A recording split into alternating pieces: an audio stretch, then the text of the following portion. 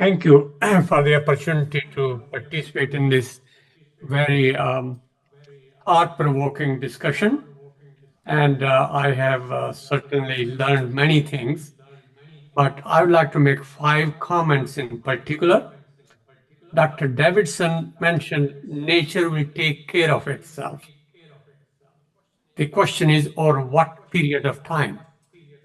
Nature will take care of it over geological period of time. And human demands and needs happen over human period of time. And therefore, there is a little bit of discrepancy between the two. For example, the impact of Vietnam War on nature is still being felt 60 years after. Not over yet. How long will it take to overcome the impact on nature of the current wars, such as Ukraine and other places? So that's one comment I'd like to make. The second, which Dr. Rain presented, was that nature and environment, individual consciousness can be either by meditation or it can be influx of divine power. I would have really liked to understand how does the influx of divine power can be managed, can be increased. And that part is something that I did not quite understood. The third comment I have about Dr. Grace Sullivan, I very much appreciated harmonious interconnectedness, forming one body. And I think Barry Commoner had the same thing. Everything is connected to everything else. And right now we are coming up with interconnectedness on the One Health concept. And the One Health concept from the point of view of preventive disease issues, which indicates, from my perspective as a soil scientist, that the health of soil, plants, animal, people, environment, and the planet is interconnected. And therefore, that interconnectedness has a practical implication that if you damage nature, you are eventually going to damage yourself. And that is a very important concept to understand of the interdependence, of mutual flourishing, of symbiosis, of working together and harmony. Humanity to work in symbiosis, harmony with nature, not against nature. Mrs. Selvar also made very important point. I especially like the idea of divine as fatherly involvement, fatherly concept, and of course, motherly involvement and motherly concept. So that male and female part having equal role in addressing the problem is very, very nicely presented. And finally, the final speaker mentioned very nicely, science is observation and religion is meaning. In fact, that comes straight from Einstein's own observation, saying the same thing, that the science is to explain things, while religion is to achieve the meaningfulness. I think all those points were excellent, have many profound meaning, and have implication to addressing the global issues of present era. We have many global issues, and I think this is one of the approach which could be very important to address those issues, leading to harmony between humanity and nature. Thank you for the opportunity to talk to you. Thank you very much. It's a great privilege to be here today. And I wondered if I might be able to screen share. I'm going to try to screen share here. Here we go. I want to begin with a kind of unifying comment that comes from a Buddhist scholar, Ajit Mukherjee, who said, if you come to know the deepest secrets of the body, you come to know the deepest secrets of the cosmos. And basically, what you see here is a fern. And if you look at the structure of a fern, you'll see that one small part of it is a replica of the whole structure. And this is a principle that I think is the foundation of interconnectivity. And it applies on all manner of levels. Here's another example. This is a Romanesque broccoli. And if you look at it, it has a very unique shape. But if you look close up, you'll see that each of those nodules is a miniature replica of the original. And so there's this property of self-similar structures at all these different scales. And the reason I'm bringing this in, here we have it with tree branches. You can see that the tree branch splits off, and the pattern of the structure of branches is the same from the trunk to the branches, to the twigs, to the tiniest little twigs on the branches. We see lightning also has this structure of self-similar patterns. These kinds of structures where we see self-similar patterns across vastly different scales also takes place, like the trachea in the human lungs are another example of this. So long story short, what I want to suggest is that there is a nature of what David Bohm, physicist David Bohm, called the holo movement, in which the entire cosmos is a single connected wholeness in flowing movement, in which each part of the flow contains the entire flow.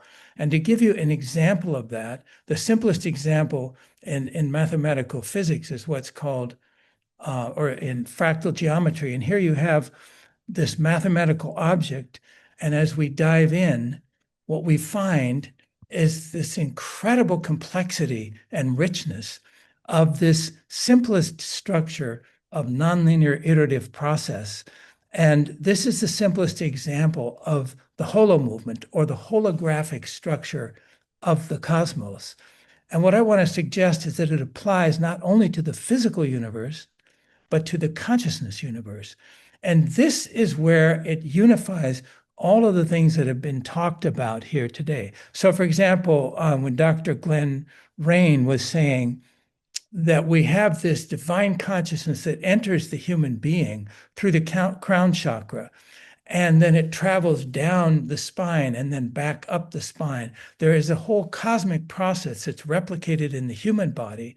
And I want to just show you how this works, because there you saw back there a complete replica of the original structure that is manifest in an exact replica hundreds of millions of times smaller. And this, I think, is the inherent structure of the cosmos, that we live in a cosmos in which the macroscopic structure of the cosmos is actually precisely replicated inside every one of us, every being. And because of that, we have this principle of what is called quantum entanglement, the whole idea of the fundamental interconnection of the universe with itself. And in my understanding, this is what gives rise to this fundamental process of interconnection of everything with everything else, which the physicist, the spiritual master Thich Nhat Hanh called interbeing. And so to wrap this up, what is needed here is science needs to open itself to these higher levels of consciousness. Dr. Rain mentioned there were 4 or 36, or in Theosophy, they have 49 levels of reality. Each of these levels, there are laws that take place on those levels that transcend the laws of the lower levels. And contemporary science limits itself too much to the physical universe and needs to open into these higher dimensions of the consciousness universe. So I agree with Dr. Davidson that nature will take care of itself, but only if we inhabit the fullness of our nature. We cannot limit ourselves to our material nature or our physical nature, but we must inhabit the fullness of our divine nature. And when we do that, we find that this principle of sushumna that Dr. Rain referred to, where there's this central channel in the human being, we find that same principle in the Taoist tradition and the Eastern Chinese tradition of what's called the microcosmic orbit, and in Tibetan Buddhism also of what's called the central channel, where the entire cosmic process is replicated inside the human being on a consciousness level. And when we discover that, we discover that beautiful principle that Mrs. Sellover spoke to, which is that the heart is the presence of divine consciousness. The heart is the gateway to divine consciousness.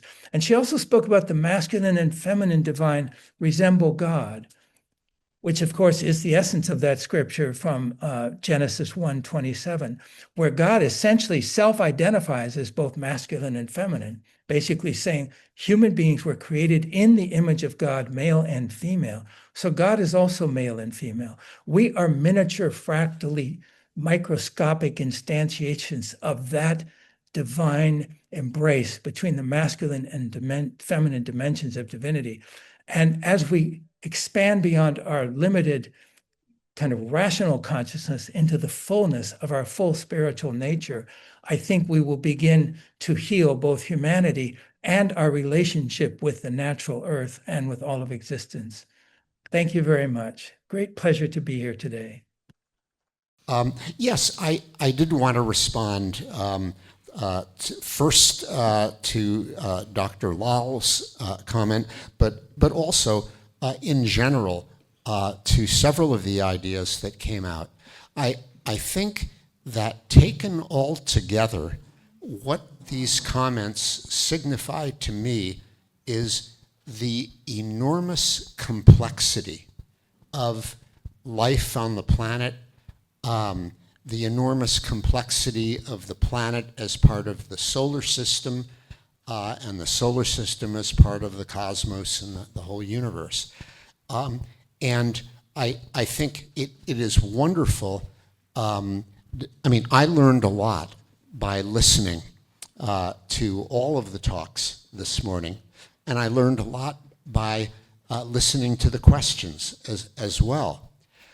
One overall thought that comes to me is that we live in a world in a cosmos with such enormous complexity that we need to recognize that the world is complex, that the cosmos is complex, and indeed keep probing these questions that have been asked.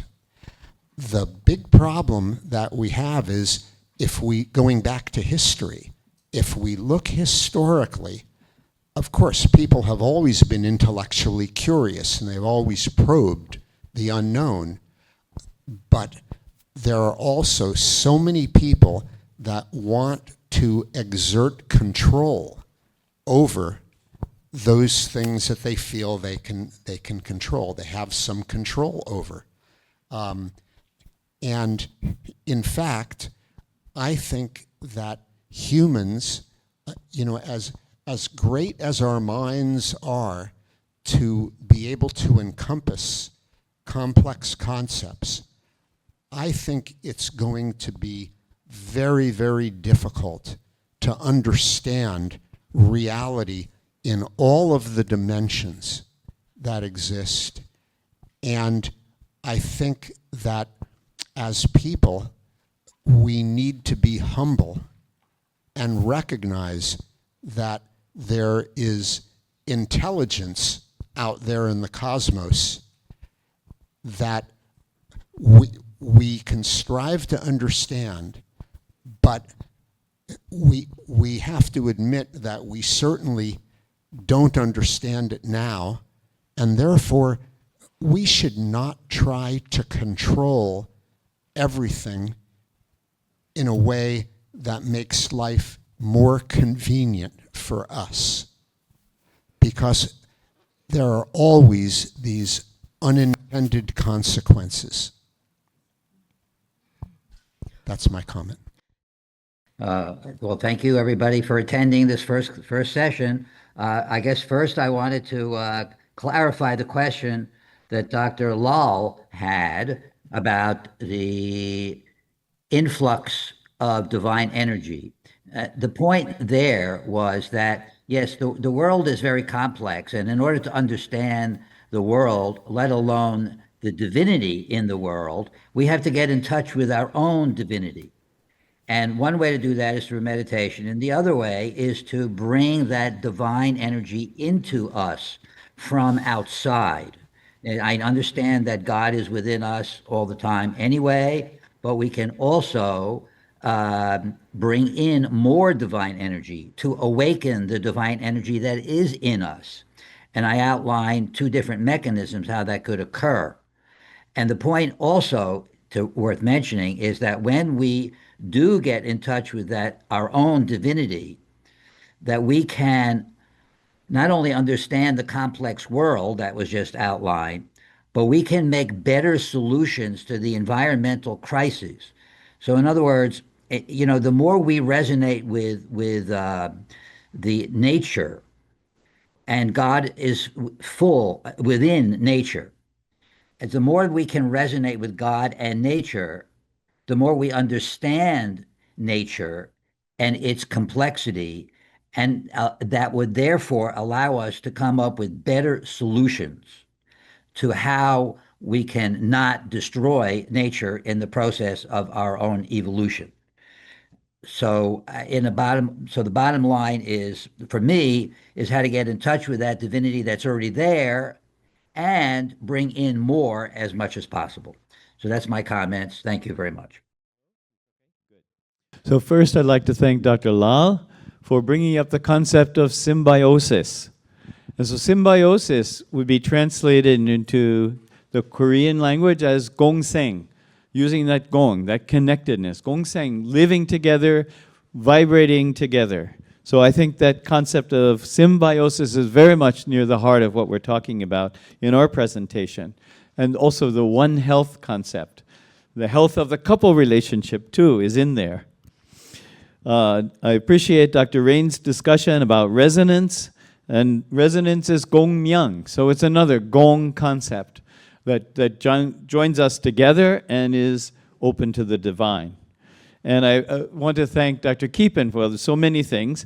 Two things I'll mention. One is interbeing, bringing that concept to us. And so I'm trying to find a way to talk about the couple being. It's not one and another, two become one, so there's something new there. And heart as the gateway. I love it. Thank you so much, one and all. It's a very exciting to be among such a learned society. Thank you.